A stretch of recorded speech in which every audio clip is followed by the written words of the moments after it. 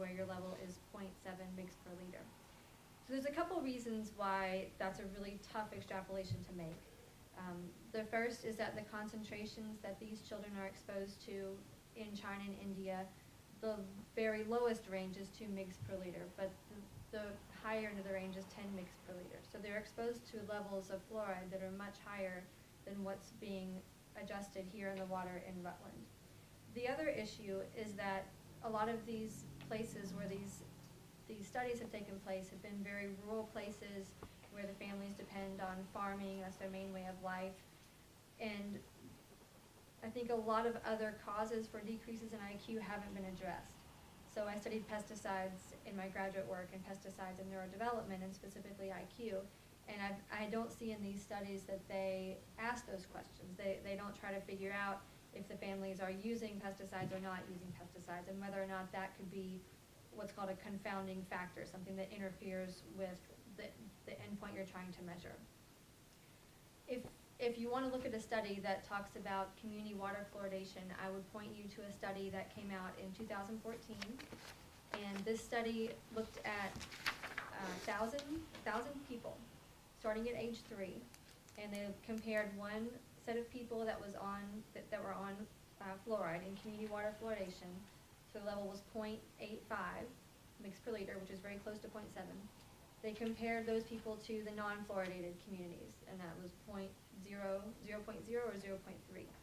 So over 35 years, the scientists measured IQ. They measured it 12 different times, so they actually followed 1,000 people until they were 38 years old, and they saw no difference in IQ among those two populations. So for people who have concerns about IQ and water fluoridation, I would again point to a study that is easier to extrapolate data and draw some conclusions about community water fluoridation in a place like the U.S. versus rural places like China and India. So does anyone have questions on that topic of IQ? Okay. So the next topic I want to address is osteosarcoma, which is a type of cancer. So, and again, you know, a lot of this comes from watching watching the videos, and the scientists point out these different papers that show health effects. So when I looked at the research, there is a paper that shows, they report to show an association between fluoride and osteosarcoma, cancer in the bone, in young boys. And their study population was a group of young boys that were part of a much larger study. So the researchers found a small association in a small group in their first paper. And then they went back and they looked at the entire group of boys, a much larger group, which gives you much more power when you're doing a study on people. And they found no association there between fluoride and cancer. And they took it one step further. They took actual samples from the bone cancers to determine if the level of fluoride was higher in those bone samples, which would give the scientists more information about the possibility of fluoride leading to those cancers. And they did not find any increased fluoride in those cancers. So when I read those studies, and also the studies from the National Toxicology Program, which I won't go into detail here, but the studies from the National Toxicology Program, part of the NIH, also support that there's no link between osteosarcoma and fluoride. Another argument that's been made is that hydrogen ions from the hydrofluorosilicic acid will dissociate in the water and lead to a decrease in pH and therefore mobilize the lead from old pipes. So this that theory does not really hold true when you're thinking about how the acid will dissociate. This is the opinion of the EPA, and I also consulted with our Department of Environmental Conservation. They're the regulators who regulate water supply, and they think about things like lead solubility a lot, because that's obviously something you don't want to change the oxidation state of lead in your pipes, or it will become soluble. And the basic point is that there's simply not enough hydrogen ions in that fluorosilicic acid to change the pH of water. So the water has lots of other different buffering ions that will neutralize those hydrogen ions. Just a couple more points. There have been some claims made about fluoridation and fractures. So increasing in when people fall, they get more broken bones, so the brittle bone theory. And I did find a paper from 1992 that did show a small association between fractures and fluoride. This was a study on real people, and unfortunately they did not control for risk factors for fractures. These are things like smoking, age at menopause, and the amount of postmenopausal estrogen. So without controlling for those things to make sure that those other risk factors were the same or different in these two different groups, their conclusions were not very valid. I then found very quickly 5 additional studies that looked at the same topic and did not find any association between fractures and water fluoridation. Another study that I've seen a lot about is a study that was done on 11 cadavers, and the study looked at the amount of fluoride that was deposited in the pineal gland. And this is a very small part of your brain that can have a lot of big impacts on who we are as people. So I've seen that study referenced in the context of, fluoride changing our brain to make us, to alter our brain chemistry, which no one really wants. But it's all based on this study. 11 cadavers. These people were in their mid-80s. And the study looked at the amount of calcium in the pineal gland and saw that it was increased more than what you would expect from a younger person. They found that the fluoride was also found in the pineal gland with the calcium. And this all makes sense because we do know that 99% of the fluoride is going to go to those calcium-based tissues and bones. So the interesting part is that as you age, it's very normal to develop excess calcium in your pineal gland. So this study was sort of misinterpreted as showing an increase in calcium, increase in fluoride in the pineal gland. So in my opinion, that study does not support any sort of effect on the brain or pineal gland due to water fluoridation. And then the last point is an article that came out in 2011 in a journal about nuclear medicine. So this was an article where scientists were trying to use a technique called PET scan. So some of you may be a little bit familiar with that. I'm not medical, so Dr. Chen probably knows more about it than I do. But the doctors use PET scans to detect bone density, and we've all probably had known people who've had their bone density tested. And the scientists wanted to figure out if they could use this same technique to try to find atherosclerotic plaques in the arteries to try to predict when and where a person could have a cardiovascular event, which is probably something like a heart attack, some kind of event that we don't want to have. So the scientists used radioactive fluoride to see if that radioactive fluoride would get stuck in those atherosclerotic plaques, and since it's radioactive, you can detect it using this technique. So they did in fact find that the fluoride was attracted to those atherosclerotic plaques because those are calcified areas in your arteries. So that study was looking to see whether those plaques inside your arteries could suck up the fluoride. The study was not trying to answer the question, is atherosclerosis caused by fluoride? So that was just sort of a misinterpretation of a lot of the studies that have been done on PET scanning. I'll just add that I'm certainly not paid to have any particular opinion on this. As Dr. Chen stated, it's sort of my job to read the studies and interpret the science and try to make it understandable and usable for everyone.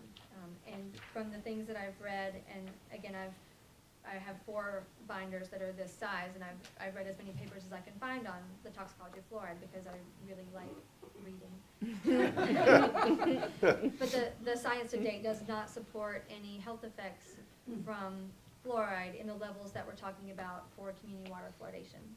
So again, I have my card and I have papers, so if anyone wants more information, I can talk more. And Alderman Dunn here. Yes, thank you. Question. One thing, apparently you've done all the work that I was gonna do. Thanks. You're off the hook. Yeah, thank God. But just for clarification and transparency and honesty, did you find anything in there negative about fluoride? You haven't talked about that. Is there anything in that pile of papers in there that has a negative connotation? But I think I did talk about that, because if you think about the IQ studies in China, if we were here talking about adding fluoride at 7 mg per liter or 10 mg per liter, this would be a very different conversation. Okay. And the way that chemicals... We'd be violating our... But the way that chemicals work when they're not carcinogens, they work by a threshold. So I came up with a really thoughtful analogy of this today because it happened when I was at home. Imagine if you leave the door cracked a little bit and just a little bit of air can get in. It's not really going to blow open your front door until enough air gets in to really blow open the door. So it's the same thing with fluoride. If you have a little bit of fluoride, it's called a threshold.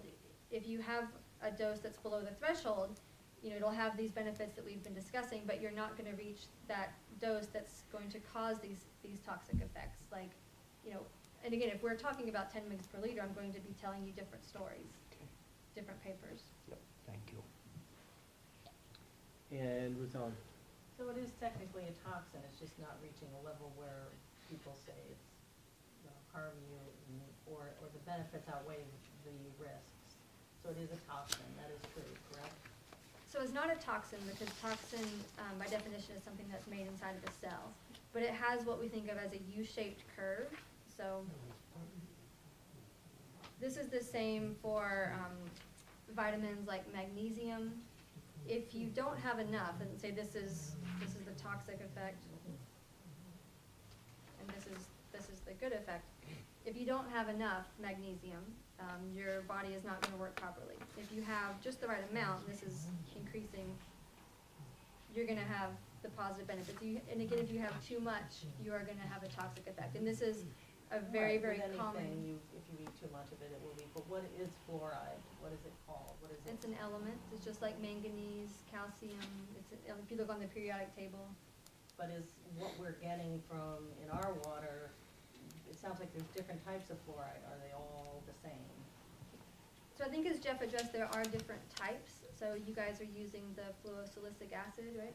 So there's other types of fluoride, and I don't know if the other chemical formulations also have arsenic present as a contaminant, but that's probably something that could be researched very easily. So the studies are done on what type of fluoride? The studies that say that it's good for preventing tooth decay? So those are just done on fluoride itself. I don't think those studies address maybe they do address the different types of fluoride, but the benefit would be because fluoride does follow the calcium, and so it gets into the appetite, or is that the right word for the tooth? But the fluoride is less resistant to those acids that bacteria will make to cause tooth decay. So that's doesn't matter if it comes from hydrofluorosilicic acid or sodium fluoride, it's the fluoride ion that you want in your teeth. And obviously, in a perfect world, it would be better if we didn't swallow it. Is that true? And I know that obviously it isn't a perfect world where everyone, I mean, I'm assuming that that's why this says do not swallow, because it is toxic to you and you shouldn't swallow it. It would be better. Better? No. Gotcha. That's really because that's also, that's an uncontrolled amount.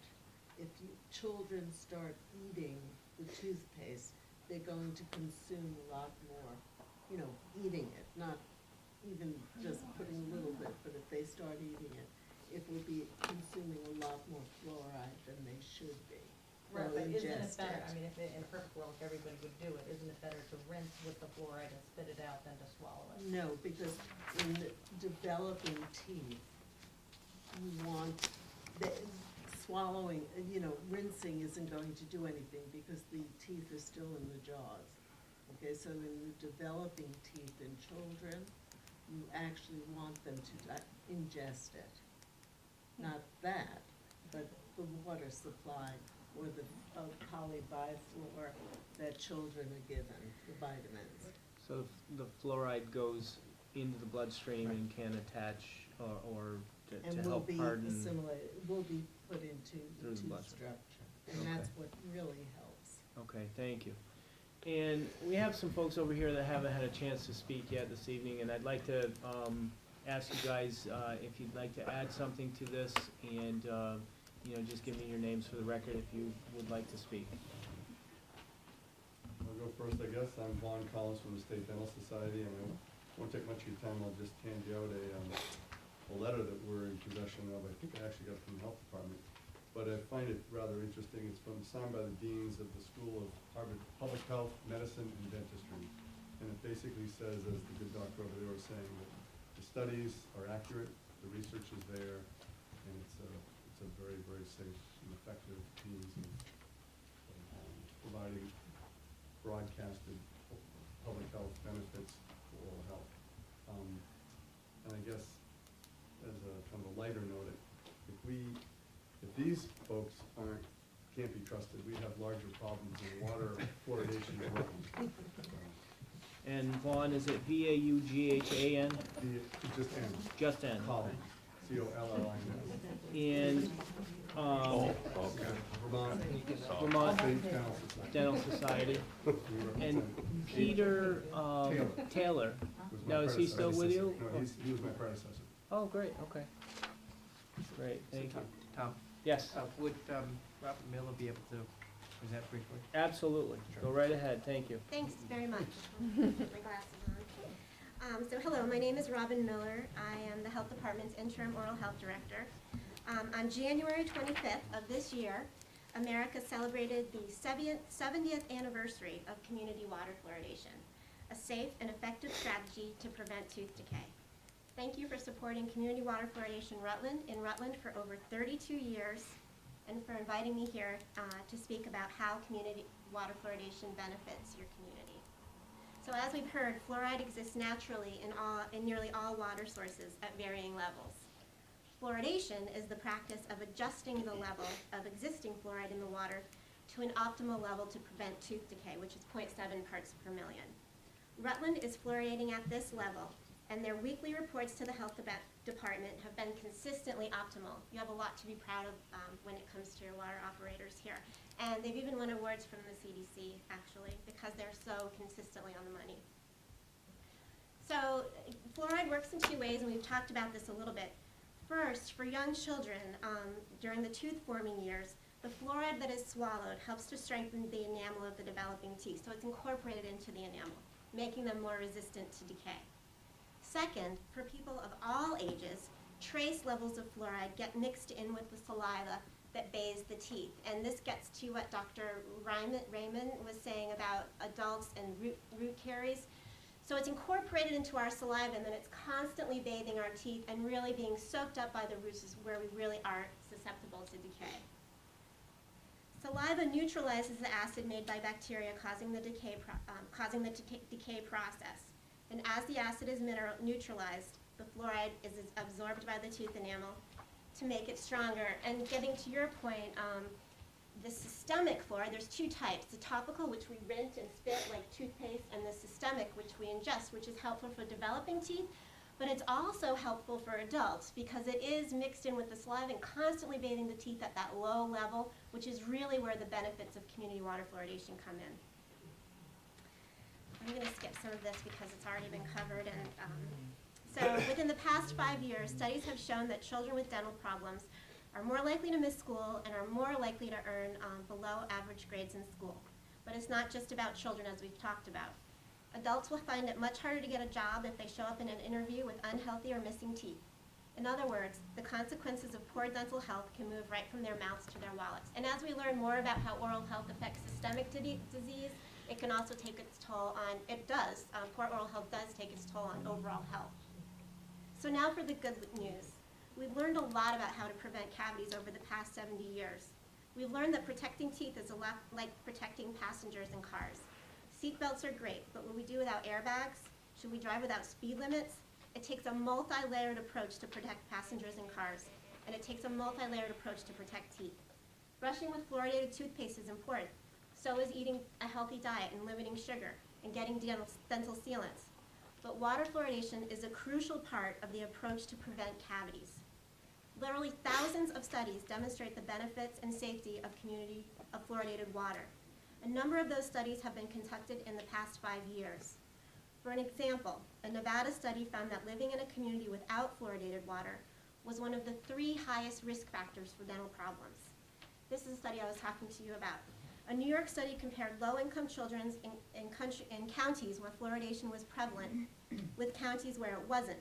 The number of fillings, extractions, and other dental treatments was 33% higher for children in the less fluoridated counties.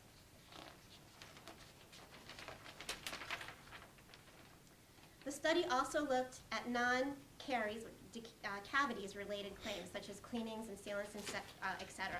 And there was no no statistical significance associated with fluoridation percentage. The evidence is so strong that literally all leading health and medical organizations recommend fluoridation.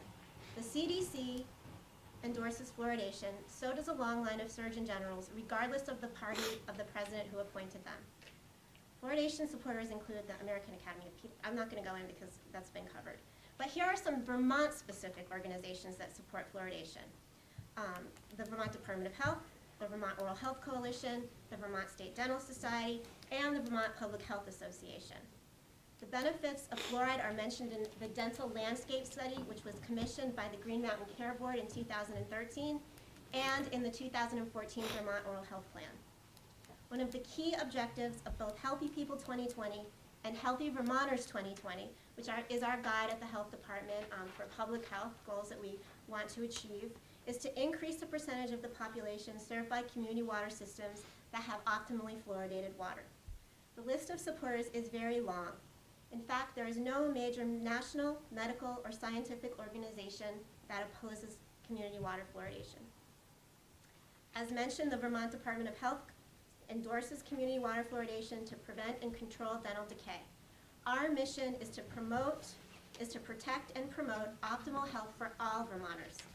Community water fluoridation is a health measure that benefits all, regardless of income, education, or ability to access dental care. Fluoridation has been a successful public health measure in Vermont since 1953.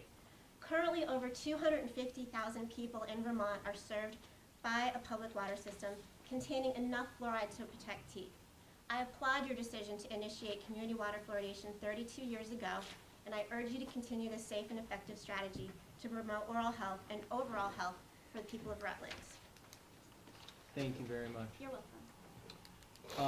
Kathleen, I'm going to come back to you at this point and see if you have some rebuttal for the testimony that's been presented here in favor of the fluoride, and any thoughts that you might have. Well, 41% of adolescents in this country have dental fluorosis. Dental fluorosis is being considered by pro-fluoride people as a cosmetic effect. It is an adverse health effect that first shows on the teeth, but it also shows in the rest of the body. And science in this country very often is created to prove the point of the people trying to make money off that science. And I think the EPA said in 2006 that the issue should be studied further. And to go and have the EPA and everyone else talk about studies that are done in other countries when they're not being done in our country because the CDC is financed by the very industry it regulates. A study in Ireland recently, Northern Ireland does not fluoridate, Free Ireland does. The amount or the percentage of people with Alzheimer's in the free part of Ireland compared to Northern Ireland that has none is statistically significant, and people are up in arms over there trying to get it out of their water. Israel has just voted, the Prime Minister of Health has voted to get it out of their water.